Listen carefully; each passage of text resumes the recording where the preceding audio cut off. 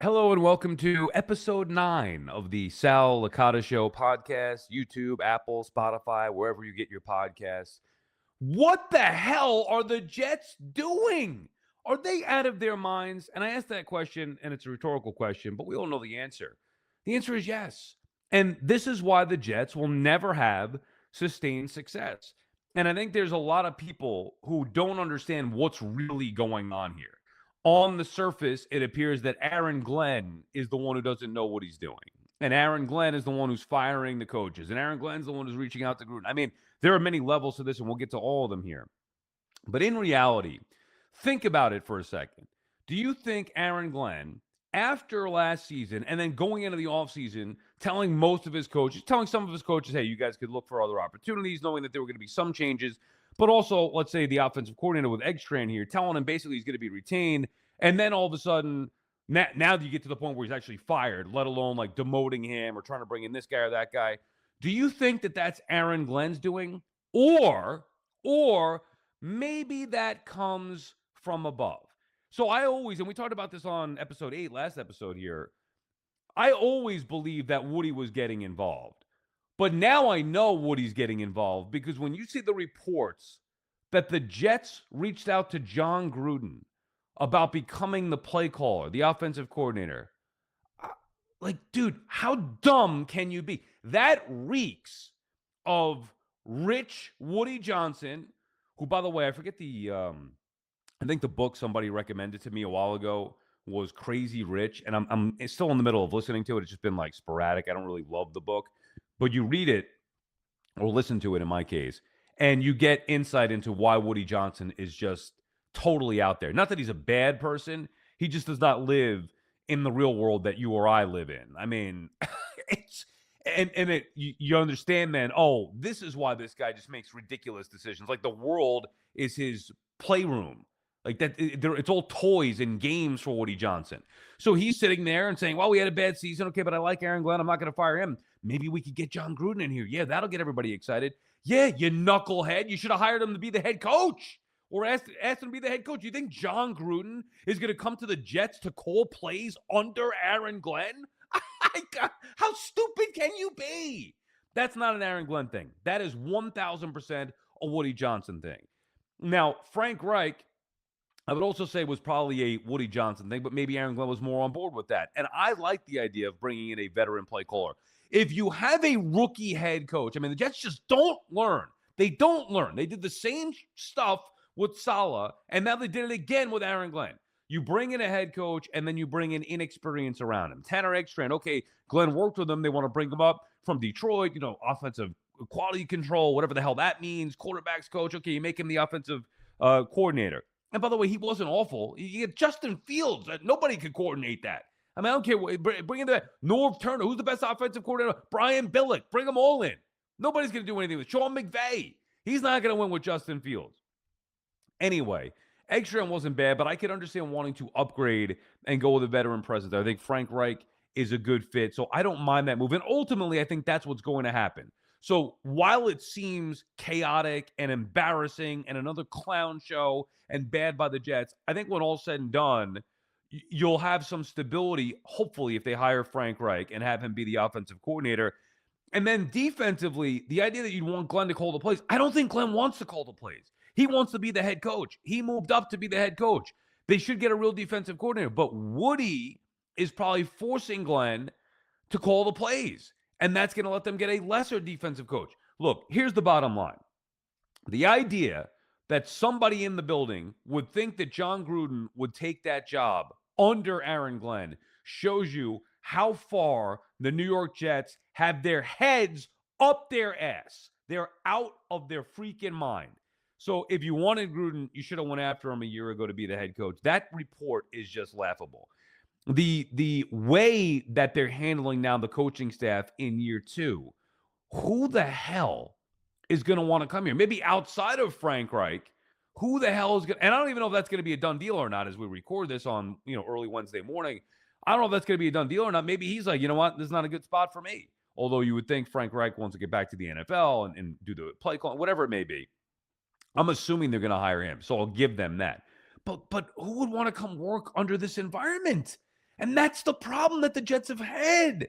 You've seen this before. We saw the reports from The Athletic a year ago and the details about Woody and his sons and who's running around there treating it like it's a video game and who's talking this and that and talking to the players like, what the hell is wrong with Woody Johnson? Why can't he just hire guys and get the hell out of the way? The one guy who I think knows what he's doing is Muji. And then even Glenn, to a certain extent, there are certain character traits that Glenn has that I remember saying before he ever coached the game, if they just leave him alone, get out of his way, I think he's got the right mentality and right character to turn this around. But what happens is if you don't have immediate success, and by the way, even if you do have immediate success, eventually the owner is going to jump in and start meddling, and that's exactly what you don't want. But if you don't have immediate success and the media and fans are nuts and they're upset and they want everybody fired, now Woody's going to feel like he's got to meddle a little bit. And that's the worst thing that could happen. Whether you or I think Aaron Glenn should be back for a year or two, doesn't matter. Woody hired, like I wouldn't have hired him in the first place. Woody hired him. You can't just make rash decisions after year one. And if you're going to fire his entire staff or force certain things on him, whether it is to call the defensive plays himself, to bring in a veteran offensive coordinator, to demote Tanner Eggstrand, or now to get to the point where you fire him, that you might as well just fire him then and move on. Horrible what the Jets are doing, and a further embarrassment. It's not bad enough Sam Darnold is in the Super Bowl. Not bad enough the Patriots rebuilt within a few years, and they're back in the Super Bowl on what looks to be the beginning of another dynastic run. Is that even a word? I don't know. But another dynasty for the Patriots. That's not bad enough. The Jets have to further embarrass themselves by botching the coordinating thing. It just, what are we doing? Not to mention where they're doing all this. Well, if you do it immediately after the year. It would show that you have a direction. Hey, you know what? This wasn't good enough. In the post-season meeting, Glenn and Woody and whoever are making the decisions, Muji, they're talking about it. Hey, here's what happened. Really, Woody should be listening in. Here's what happened. I don't think the tight ends coach is any good. This guy wasn't very good. We need an upgrade here. We need to change here. Okay, boom, let's do it. This guy out. This guy downgraded. This guy, whatever. Show decisiveness. And instead, it takes a month and they're firing their coordinator. What? The New York Jets, I'm sorry to say this, Bada Booms. I know you're a diehard Jet fan. It's like your number one team and you love them.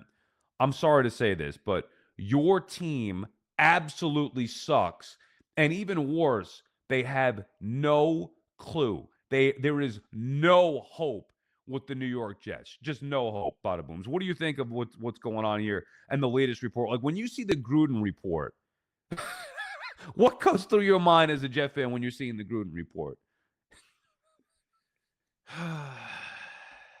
I mean, there's so much to say with so little time, but also nothing to say at all. When I saw the Gruden thing, I thought to myself, like, is that serious?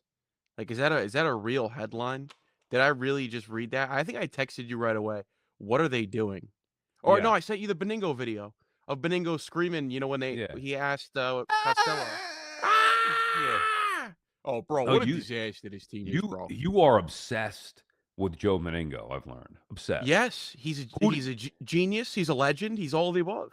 Now, you don't want to be. Oh, I was going to say your nickname in part has to do with Joe Meningo. Mm-hmm. Why I was you want named to be called? after him too. No, you weren't. No, I wasn't. I don't even think Beningo was on the air when I was. Well, he probably was actually. He was probably doing the overnights. Oh, okay. Well, Bada Boom's right. You said I don't want to be known as Joe B, so I'm going to be called Bada Booms because there's already an established Jet fan as Joe Beningo, who's Joe B. Anyway, so you're all right. So but you're somebody who, like BT, is just like you kind of reset, unkillable, so to speak. Every year going to the Jets, like, no, this will be the year that they're better. And you guys just never learn. Wait, don't say that. Don't say that. Don't say that. Don't say that. You believe in this team. I don't believe in this team. I think their greatest asset. I'm going to ask you well, actually, let me ask you first. What do you think their greatest asset is right now? What is one thing to be happy about this team to look forward to? The picks that they have. So they got a couple $100 scratch tickets. That's what they have. Because that's what first round picks are. They're $100 scratch tickets. In worst case scenario, you get your money back. I love what Muji did, getting rid of Williams and Gardner. I love that. Oh, me too. Okay. I think I don't know how well tuned you are on the Jet history. I think you were doing the overnights at the time. They're in a never-ending cycle of being a year away from being a year away, a Groundhog Day, if you will. Yeah. And that's not the first time I've ever said that line in my life. I repeat that every year, Well, every 2 it's years. the first time somebody's hearing it. Is it? You know, probably, yeah. So that's a good line you're saying? Put it on a Yeah, all t-shirt? right, go ahead. I'm sorry to interrupt. Good. Oh, I know what you're saying. I know what you're I Yeah. get what you're saying here. But going back to that, I don't know if you remember when they got how they got Douglas, right?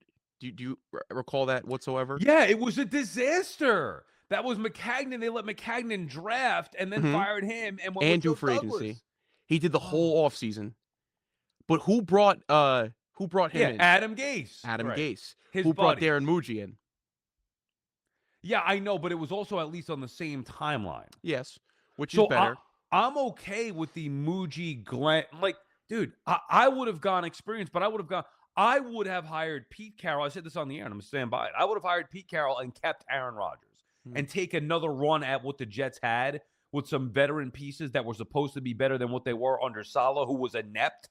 I would have tried to get a real head coach in here with Pete Carroll. It wasn't a total rebuild like they needed with Vegas, and keep Aaron Rodgers and see what they could do. They didn't. Fair enough. Carroll failed elsewhere, obviously, to the point where he's fired after 1 year. Jets go with Muji and Glenn, and I actually don't mind it. The results were god awful, but I like the mentality. I love what Muji did, and I like Yeah. the mentality of Aaron Glenn.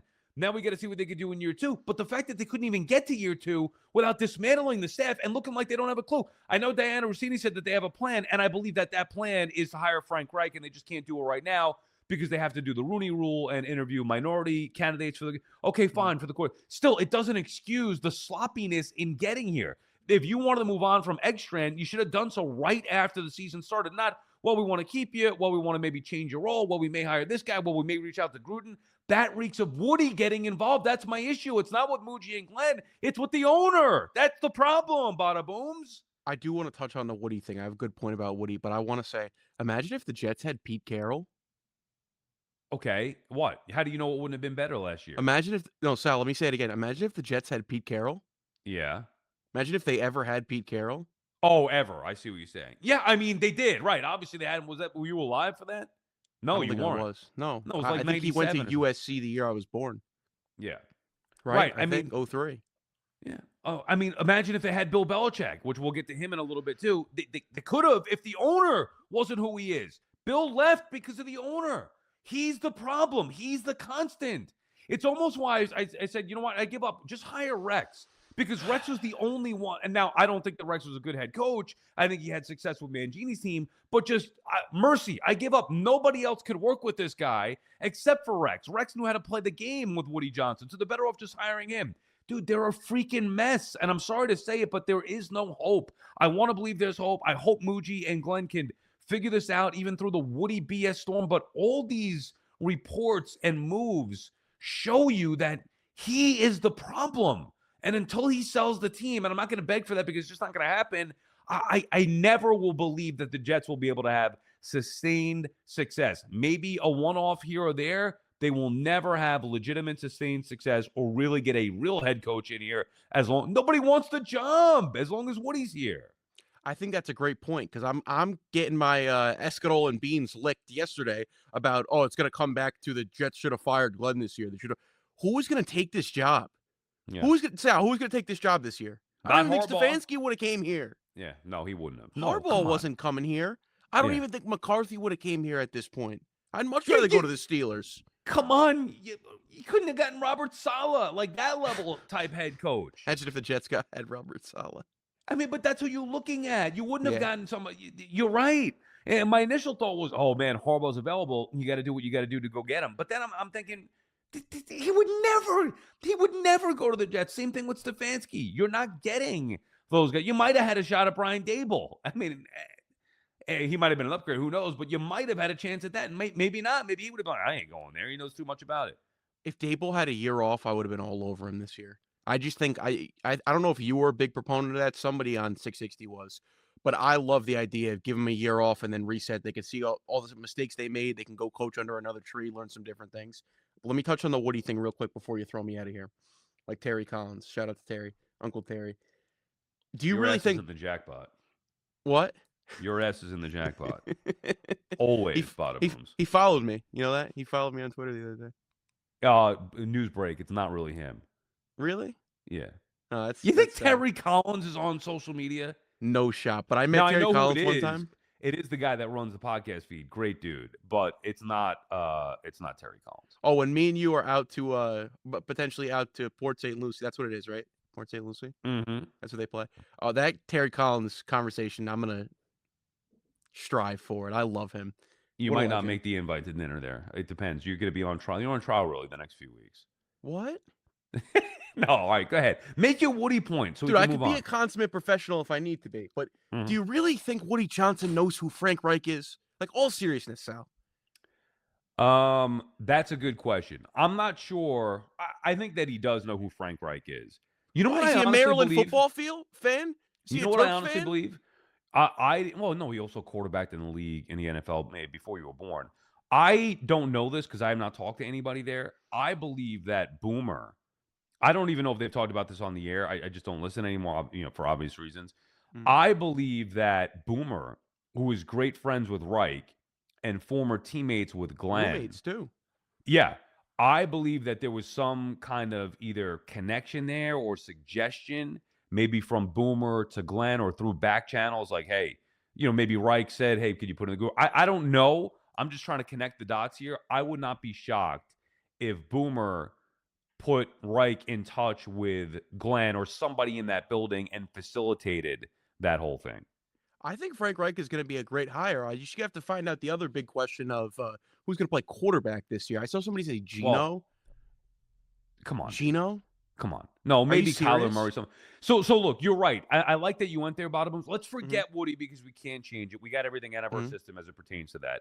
And let's just acknowledge, like, okay, if they hire Reich, I think that's a good thing. Forget Mm-hmm. what went on with Egg Strain and all that stuff. If you end up with Glenn as your head coach in year 2, Reich is the offensive coordinator, even if Glenn has to call plays, which I don't like, Me neither. I don't like it either. I still think that, okay, it's not the worst thing in the world with Glenn and with Reich. And now go draft your players. Like, despite the chaos and clown show, there is a path for the Jets to be successful Mm-hmm. if they hit on the right players and then kind of just keep Woody at bay, keep him the hell out of the way, and have success. So this is not like, oh, the Jets will never, ever, ever win. I just don't believe they'll have sustained success under Woody Johnson because he's proven time and time again he meddles way too much. But I do think that there is reason. Like, this is not, oh, Muji doesn't know what he's doing. No, Muji, I think I he think does know Muji what he's doing. does. Yeah, but now the question is he going to be able to is he going to be allowed to pick the guys the way that he wants to do it? Meaning, what if Woody says to him, and this is what we really don't know, but this is the major point. What if Woody says, I need a quarterback. Get me a quarterback. Meaning in the draft, Mm-hmm. as opposed to just we'll be okay with whoever, Geno Smith or you can't bring Geno Smith back, dude. No, I Come on. agree with you. But then again, going back to the Woody thing, I think you're giving him too much credit. Like, I really don't think he knows football at all. I think his son knows more football than he does. Yeah, I but think I all don't he want knows any of is them. noise, and he I don't knows want his headlines. Okay, I don't want any of them making any decision. You, bada boom, you don't understand this. Mm-hmm. A lot of people are trying to look at Woody thinking like with our mentality or our brain power and functioning the way that we lived in this world. You for Mm-hmm. 22 years, me for 46. Like we're like, oh well, why would he do that? He doesn't understand our world, and we Mm-hmm. don't understand his world. He's out of touch with reality. And in his world, this is like a board game for him Mm-hmm. where he takes the pieces and says, "Oh, look, son, let's move this piece over here and see what happens there." Like Squid Games. You've seen Squid Games? I'm familiar. A less violent version of Squid Games. Are you familiar with it or no? Because that seemed No, like you didn't of want. course, it's a big cultural thing. Okay, so right. So like the rich people that sit there and put the masks on and Yeah. watch these people go kill them. Like that's what Woody's doing. He's the rich person with the mask at the party because he's so filthy rich. Like this is his playground. This is a toy thing. So he can say, "Oh, let's do this," or "Oh, let's do that." Like there's no logical, strategic thought behind it, or human reality, or why this is okay. Or I'm telling you, I like he's just out of touch. And if you read or listen to that book, I think it's called Crazy Rich, I just and looked it up. Yeah. it's about the Johnson family. Oh, it's I actually guess about them? the entire not Woody, the entire Johnson family, but Woody comes up quite a bit in the book. A caller or a listener recommended it to me and actually sent me a copy of the book. Mhm. And because it gives you perspective on Woody that is just like, What? I mean, little things about just even paintings on the wall, just being out of touch with what we know as reality. And he runs the football team just like that. And that could be a problem. And by the way, he might not be alone, but we're close to him because we're in New York. So you see that type of ownership and the way he runs the team. And they haven't won in forever. He's a Never major. won. They've never won with Woody. They've never won with a Well, I mean, they did Johnson get to, family member has never had success with the Jets. I'm saying they did get to back-to-back AFC championship games. Yeah, Like that is, you got to give him credit for that. Although I think that's more the aberration. Well, not I think it is more the aberration. it I'm is. just saying that like the people would say this with the Mets ownership all the time with Wilpons. Well, they'll never have success. Well, under the Wilpons, they did get to the World Series a couple of times, so they lost, but they got to the World Series. You can have some success, or the results may be there sporadically, but just never sustained into the highest levels. So the Jets had some success getting to back-to-back AFC championship games under Woody Johnson. It's just never sustainable. And now they've been, if not the worst, one of the worst run franchises over the Oh, they're last the worst. decade plus. Okay. They're the worst. They're the Browns. They're the Cubs now. That is, and it's so sad. Go back to your point about the out of touch nature of the Johnson family. My life excuse me. Let me restart that. My Yeah. life revolves around the New York Jets, and I don't have any connection to them in real life whatsoever. Woody's life is connected to the New York Jets and doesn't revolve around him whatsoever. Like Yeah. every day, to me, it's I used to say all the time when I was in school, I sit there and I doze off in class where they teach about mathematics and history, and I think of that moment when the confetti falls and I hear the words the New York Jets have won after 60 plus however many years it will be, have won the Super Bowl. The sad reality is, Sal, that's never going to happen. Like, I'm never going to witness that. My kids may never witness that. You gonna have kids? Yeah, of course. How many? I haven't gotten that far yet, but I will curse them with the illness of being Jet fans. I'll tell you that. See, that's what I don't understand. By the way, have you ever seen Super Bowl III? Dude, I've watched Super Bowl III front to back like you don't even like I don't even know why I fully have, but it's just instilled in me that I have to. I've watched the AJ Dewey game, I've watched the Browns championship game, I've watched the Heidi Bowl for most of it I can find. It's not fully online. I was gonna invite you over. Maybe we do a watch party Super Bowl III, so you could I'll watch it feel again. feel My that grandfather's confetti. birthday is on that day. He was 18 years old the day they won. See, you're like a diehard Jets fan. I respect it. You go to a bunch of games or no? In my life, I've probably said I've been in about like 30 games, maybe. You know what got really bad is like when this Zach Wilson era, Yeah. that's when I started to like have my own money and like I wasn't in school anymore and I could drive. So then it was like, oh, I have free will now. And my dad always used to say, like, you sit there after they get blown out or they have an awful loss and then go sit in traffic and Yeah. you're never gonna want to go to a game ever again. Yeah. And then I learned that the hard way because I had to do it during the Zach Wilson era, and I went to, a lot of games that year. The year that they got Rodgers for the first time, Sal, I bought 8 pairs of tickets.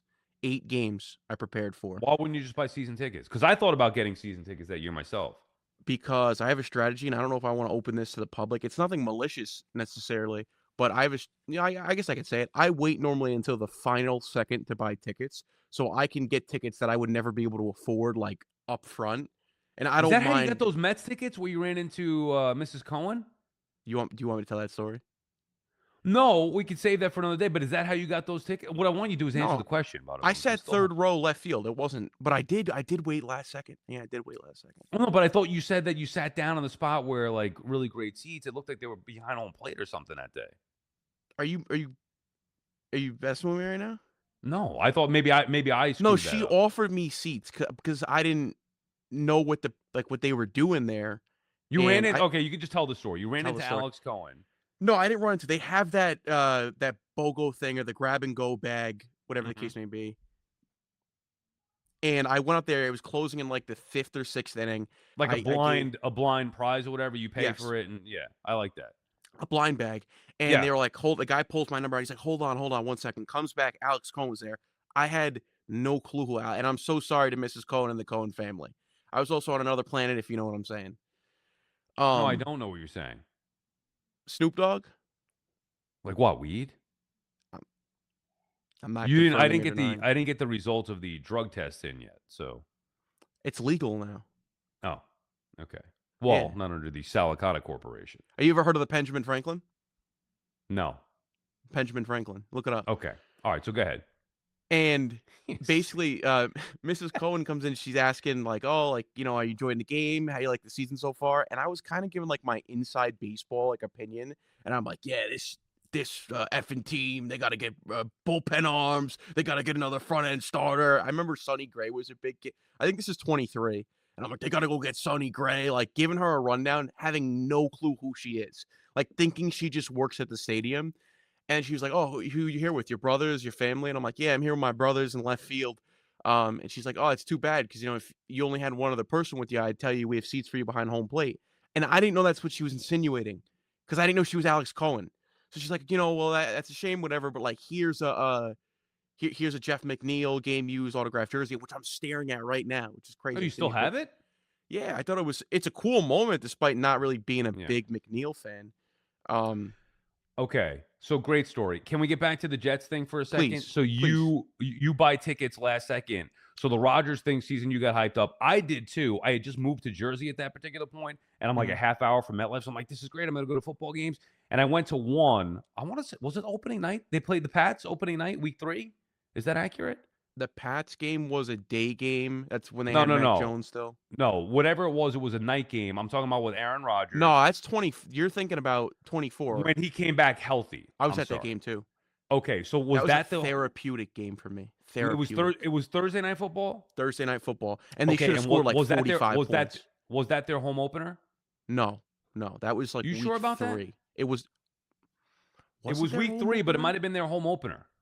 Oh, I think it was because you know what? They started in San Fran, then they went to Tennessee, then they played the Bingo. Patriots. Yeah, so it was their home. So I went to that game and uh, like even though they won that game, just I don't know, man. I like football games. I like watching football games at home. I don't like going to games. But hearing you talk about it and starting to get excited about the Jets, then I start to get excited thinking, "Oh yeah, let's go to the games and we can have fun." But then every time I'm there, I'm like the traffic sucks. The food's not great. The stadium I can't stand. Getting out of there is a nightmare. And I'd The rather air just be at home conditioner? watching them. The air conditioner. That's what it is. It's an air conditioner. Yeah, I know. Look at the window units and did you go to that game with the great Brian Myers? I did. Yes, I did go to. How What do a you? legend. Well, you just look Because this up as we. no, I remember you talking about it on the fan. Yeah, I did. I went with Brian Myers, formerly known as Kurt Hawkins in the Dude, you got to WWE. get me and Brian Myers in contact. Our Jet ball knowledge, we'll go back and forth for days. Done. Yeah, he's a good friend of mine. I love him. He's a great dude. We I'll could go to a take him game to the together. games. You give me the tickets, I'll take him. No, no. What do you mean? You think he wants to go with you without me? Are you I out of was your at mind? Brian Myers, one of his great moments. He was wearing Jet gear. Him and Zack Yeah, Ryder at the time, WrestleMania. What was it? WrestleMania 35. Yeah, 35. Okay. In All right. MetLife Stadium, he won the tag team championships. I know. I Yeah. know about the history, at least their history. All right. Let me move on to another topic here, Bada Booms. Good job right there. And now I am excited to go to a game, but like I said, once the season comes back around, I won't want to go. Sticking with football here. Since when do so many people give a shit about the NFL Hall of Fame? Is that like a new thing? Now, I'll admit, when I first saw the news about Bill Belichick likely not being a first ballot Hall of Famer, it's something like we talked about this yesterday with the Pro Bowl. The Pro Bowl, you didn't probably care about to begin with. And then when you see that Shador Sanders gets selected, it's like, okay, well, now I really have no reason at all to care about the Pro Bowl. I don't really care. Me, myself, love football. It's not the Baseball Hall of Fame. And even the Baseball Hall of Fame is like, oh God. I find myself getting worked up about it, and then I realize it's just not worth it. It's a silly Hall of Fame. It's out of control. There are people in who don't belong in. There are people out who do belong in. I just can't go through the same cycle every year. Although I do it. One day a year when the Hall of Fame results come out or the voting is about to happen, we have fun, we talk about it. It is what it is. But ultimately, I don't care about it the way that I used to because it meant a lot more. Not just because I was a kid, because there was more legitimacy to it, at least in my mind. With the NFL Hall of Fame, it's just not the same. The sport, for whatever reason, and I don't think I'm alone in this, and maybe it's just us in New York who feel this way because we love baseball so much. But the Football Hall of Fame, while it's cool and it's like, oh yeah, I remember that guy and Hall of Fame player, okay, whatever. Like it just doesn't resonate the way that the Baseball Hall of Fame did. So for me, it was always secondary and paying attention from afar. I think the Eli Manning conversation is a fascinating one. I do think Eli Manning should be a Hall of Famer. So there are conversations to be had. I think it's great when a Jet or Giant gets in. I know Revis, a couple of years ago, whatever it was, everybody was excited about that. But to go nuts when you kind of expect buffoonery with these Hall of Fame votes and results, I'm just not going to do it. There's no point to do it. Anybody who's watched 2 seconds of football their entire life would know that Bill Belichick is a surefire first ballot Hall of Famer. So the fact that the actual Hall of Fame and whatever process they use to vote on this wouldn't have Bill Belichick as a first time Hall of Famer just cements the fact home that these things are all bullshit and we shouldn't be paying attention to it. The NFL Hall of Fame to me is now worthless because Bill Belichick is not a first time Hall of Famer. I didn't really care much about it before. Now I think it's absolutely worthless. And to stick on the topic of Belichick, it's sad to me actually how far his legacy has fallen. And I think it's not only taken a hit because of his girlfriend, which whatever, like do you, Bill? I think it's a bad look. And I'm a Belichick fan. Like there are a lot of people in this town who hate Bill Belichick because of what he did with the Patriots versus the Jets, leaving the Jets, all that stuff. I know some Giant fans may love Bill Belichick, coordinator for championship teams, Super Bowls, beat him in the playoffs and the Super Bowls, whatever. I personally have always loved Belichick because Parcells is my favorite head coach of all time, and Belichick was a Parcells disciple. So I've always loved Belichick, especially that he was an underdog when he first got to New England. Always been a fan of his and had great respect for him. So much so that I used to side with Belichick over Brady in those Belichick-Brady arguments. And then, of course, Brady goes on and wins the Super Bowl without him. Belichick couldn't get the Patriots back, turned around without Tom Brady. And then he goes to Carolina, and it was a disaster. So, girlfriend, how it ended with the Pats. Girlfriend, how it went with North Carolina in 1 year or in year one. And now the Hall of Fame thing. And then on top of that, the fact that the Patriots have already rebuilt themselves without him and without Brady, with Vrabel and now Drake May, and are back in a Super Bowl, I think that takes a little bit away from Brady and Belichick accomplishments. Now, it's never going to subtract their Super Bowl wins, but I do think when you see a franchise that was down where the Pats were prior to Belichick and Brady connecting, and then it being built back up, and I know like Parcells took them to a Super Bowl. I'm not talking about that. They didn't have the sustained success until Belichick and Brady. And then what those two did, they were labeled as the greatest of all time, and rightfully so. And then we talked about the splitting, and then it wasn't very good in New England. And now, without those two, years removed from those two, they're back on top. I do think you have to look at the Belichick-Brady dynasty a little bit less and just say, hey, a big part of their success is the structure of the organization headed by the owner, Robert Kraft. Again, I'm not trying to minimize the greatness of Belichick and Brady, but I do think that even for me, who looks at those two as the greatest of all time, respectively, it's surprising that a franchise, after losing the two GOATs, can turn it around that quickly. And I think that just makes it, to me, a little bit less shine because it's not like it's an impossible thing to do. They built it right back up. Whereas if you go to a team, like if somebody took over the Jets and had them be successful, it'd be like, oh my God, these guys are the greatest thing ever. And then if they leave after 4 or 5 years and then the next team comes in or the next regime comes in, builds them up again or wins with them again, you'd be like, oh, well, maybe it wasn't just those guys. So I know that Belichick and Brady had obviously a lot to do with getting the Patriots to a level where they needed to be. But they also, when Brady at his end wasn't great with New England, when he left, the Patriots got even worse. Belichick left, it wasn't very good when he was here at the end. And then when he leaves, and then all of a sudden Vrabel comes in with Drake May and they do it right again. So maybe it's more of a product of the crappy division, a product of, as I said, the ownership and stability and the decision-making in the front office. I think those are all factors as well that maybe got overlooked a little bit. Even with the easier path for the Pats, I still think the fact that they could get back to a Super Bowl so soon after moving on from two of the all-time greats has to dent a little bit of the Belichick, Brady, great dynasty and legacy. Couple of baseball notes before we say goodbye here.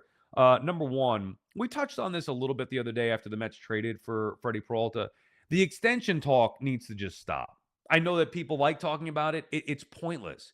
It means nothing. I was asked about this last night on Sports Night on SNY, and like, oh, how much does the extension play in? I was like, I don't mind having the conversation with you, Eamon, but it means nothing.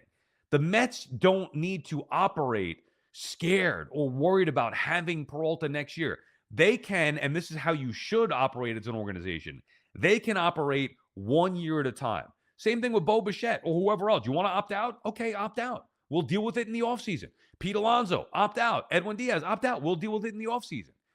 Freddie Peralta goes out there and has a big year, and the Mets want him back, they're going to get him back. They'll outbid whatever the market is if they want him back. That's been proven before. Also, they could see how he performs in New York for year one. And what if he doesn't have a great year? Also keeps him motivated to perform heading into a contract year. Peralta, the player, should want to hit free agency. The Mets, as an organization, should want him to hit free agency, have him motivated to hit free agency. They will only benefit from that. And then at the end of the year, they assess the entire market, see what the market value is coming off of whatever year he came off of, and then bring him back if you want to. And if not, you spend the money elsewhere. That's the beauty. It's maybe the greatest advantage that you have when you have one of the richest owners or the richest owner in the sport with Steve Cohen. I know the Dodgers have beaten him a couple times, but you know what I'm talking about. That it's a tremendous advantage. Whereas other teams can't take the risk of trading top prospects for a 1 year rental, so to speak, because they're going to lose them. You know, if the Orioles or Pirates or Brewers or whatever, if teams like that, Yankees, if teams like that trade for a player, I'm kind of joking, but I mean, we saw that with Soto. Yankees took a big chance trading for Soto, and he walked to the Mets, no less. But you get the point. Ooh, I have to sneeze here. I'll try to hold that back. No sneeze button here, Bada Booms, on the podcast. I'm learning. We had that in radio. I could just shut the mic off. Anyway, Steve Cohen, if he wants, can bring Peralta back. That's a great advantage. So the other teams don't have that. A lot of other teams don't have that advantage. The Mets do. So we should stop worrying about extensions or opt-outs. But how many times have the long-term commitments, I don't care if it's 5 years, 7 years, have those with position players, with pitchers, have they come back to bite the organization that hands them out? Almost every single time. The one that comes to mind that didn't, Max Scherzer with the Nationals. Almost every other, and I'm sure there were maybe one, I'm thinking Judge in my mind right now, but you know what I'm talking about. Almost every other, and I'm sure there were probably a couple that I'm missing, almost every other long-term deal, 5 years, 7 years, whatever, certainly beyond that, has been a disaster. So why wouldn't you then want to pay a higher AAV, even if the player wants to keep opting out? You just keep bringing them back on 1 year deals. Keeps them motivated. You don't have to worry about long-term commitment. And over the course of 1 year, you're more likely to get better production than you would, especially with a motivated player, than you would over the course of a 5-year deal, let's just say, where there's going to be poor performance, inconsistencies. I don't want to build my team and lock it in for 5 to 7 years like what the Braves did, even though the Braves did it on the cheap, because things happen year to year. So why not try to focus on building a team for this year? Bo Bichette, Freddie Peralta, or Mets this year. Worry about next year, especially when you have an owner that is as rich as King Cohen is. Lastly, there's some news with the Yankees here. Number one, they're interested in potentially bringing Paul Goldschmidt back. I mean, guys, what are we doing here? I know Goldie's a great clubhouse guy, good vet. I mean, the Yankees are really going to run it back to the degree they want to bring Paul Goldschmidt back. What is going on with the New York Yankees? Just run it back. Belly, Goldschmidt, Grisham. Hey, we're going to be fine. Garrett Cole coming back. We won 94 games a year ago. Toronto's not that good. They just got hot. Goodness gracious. I do think Ben Rice is going to be very good this year. So that would probably limit Goldie's. And I know there's a platoon, lefty, righty, so maybe that's what they're thinking when they face a lefty. They need a right-handed first baseman. Why not bring back Goldschmidt? But it'll be more of Ben Rice. I still would like to see Ben Rice hit some lefties, especially early on in the season, get him ready for what you might face in the postseason because you don't want that bat out of the lineup. But the idea of Goldschmidt drives me nuts. And then Bada Boom's wanted to chime in on this one, and I'll give my quick take on it. I guess there was a report about C.J. Abrams being available from the Nats as they look to rebuild yet again after trading Mackenzie Gore, possibly trading shortstop C.J. Abrams. He's a solid shortstop. I mean, 250 hitter, going to steal a bunch of bases for you. I don't think anything special, but he's better than, to me, Caballero or Anthony Volpe. Bada Booms, what do you think on Abrams? You want the Yankees? That would be a move that if they made that move, I say, okay, I think that's an upgrade over what they had at short. Maybe not the ceiling of Volpe, maybe not defensively. And Boone was telling us on that live show, BT and I, the other night, that they're sold on Volpe's defense. Like he's a legitimate stud defensive player outside of a few weeks a season ago. So I don't know if it's going to be shortstop, if they'd move him to second base. I don't know what the idea would be, but Abrams, an athletic player, and I think would be an upgrade over Caballero. What do you think, Bada Booms of the Yanks? Your Yanks going after Abrams. I really like the idea, Abrams. I think it's in a similar vein as the Jazz trade, where it's like, hey, here's a young guy, and if he overperforms, we're willing to pay him. I like that much more than going for these over the hill guys. Not to come at Goldie, because I love Goldie, but when they got him, he was past his reign. He wasn't the National League MVP anymore when they got him. He was a few years removed from it. But what I really love about Abrams, Sal, is his ability to set the table, possibly, because we're talking about a leadoff hitter. He could be the leadoff hitter. So where would you put him? For now, I would start him at short. Yeah. Day one, I start him at short with the idea that if we're going to get rid of Jazz at some point, let's get him ready to play second base. Because Volpe, and if not Volpe, there's another one who's waiting. There's another one who's promised to us, Sal. Yeah. You know what his name is? Yes, I do know his name. I'm forgetting it right now. George Lombard Jr. Yeah, Lombard Jr. Right. He's In my mind, I promised. was saying George Springer. I don't know why that's the case. Abrams as a leadoff hitter. I'm just looking this up real quick. On base career 306. This is the difference between ball knowledge, folks, and an analysis. Yeah. Oh, come on. And then he's a career 250 hitter. I don't know if I love the idea of him being a leadoff guy. He's going to steal some bases, as we said before. I mean, he had 47 steals in 2023, 31 each of the last 2 years. He's going to hit 20 home runs. So I think that's an upgrade over what they have currently at short. Defensively, again, not great, not as good as Volpe defensively, probably at their peaks, but why not? A young athletic infielder, and as you said, potentially move on from Jazz. I like the idea of that. Abrams will hit you 20 home runs, steal you 30 plus bases, and hit 250, 260. You take that. I think that's a solid player. I think he has not 50, excuse me. I'm thinking of He's not Ohtani Nico now. Horner, though. I'd rather have Nico Horner and have him Oh, of course. lead. Why? Was there talks of the Yankees getting Nico Horner? Yes. Well, the Yankees reached out to the Yankees reached out to the Cubs about the availability of Horner after they signed Bregman. I love So, Horner. yeah, well, I mean, me too. He was a name that came up even a year ago. I like Quan for the Yankees, Horner, those type guys. So that's not Abrams. He's kind of like a tweener. But I don't know if the Cubs are going to move Horner after they got Bregman. Now, Cubs' perspective is they're probably going to want to keep him and try to go win this year. First, I want to say one last thing about Abrams and then go to what you said about Quan and how it ties into a point you've been making over the course of the last week. I think Abrams, has the potential to be 30-30 because the way he goes the other way, and Yankee Stadium is built for him. If you look at his chart, and I said analysis versus ball knowledge, he has a tendency to take the ball and put it in right field, and I mean that's what Yankee Stadium's for. You play fantasy baseball? I do. I'm just like I told you, baseball, my first love. So the ball knowledge is, you know what it comes from? I play a lot of MLB the show. Okay, there you go. Did you get the new one? Is that out? Yes, I did.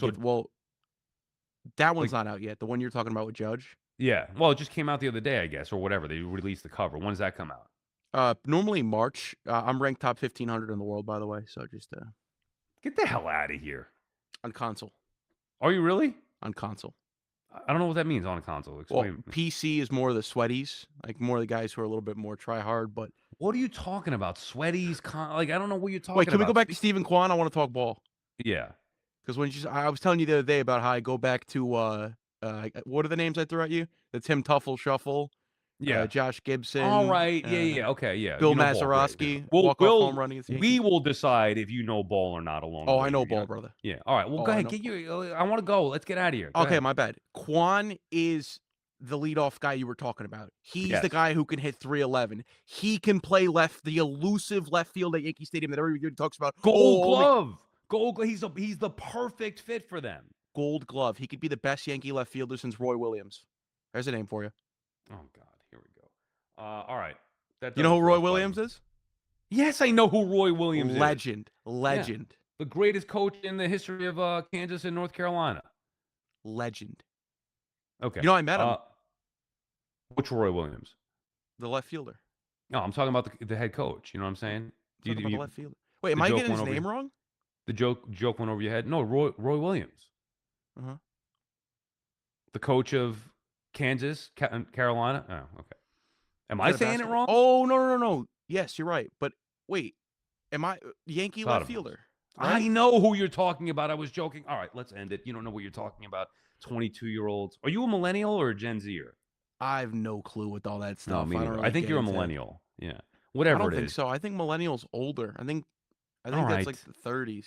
Go get a haircut, will you? Thanks, Bada Booms. All right, that does it for episode 9 of the Sal Licata Show podcast. Please don't forget to download, rate, subscribe, like, smash that like button. Now I'm really like one of the smash it, smash that like button. Annalise All right, is over. will you stop with the drops, Bada Booms? You're not loogie. Cut it out. All right, we'll see you tomorrow.